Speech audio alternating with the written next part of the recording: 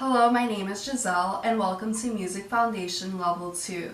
Today I will be going over major chords.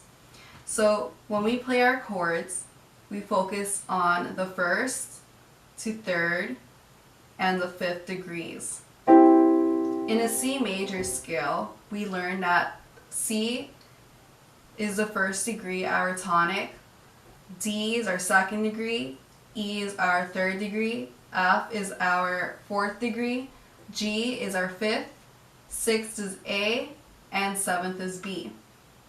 We're only going to be focusing on the first, third, and fifth degree. So the first three notes in C major chord is C, E, and G. And when we play a chord, we play all those three notes at the same time.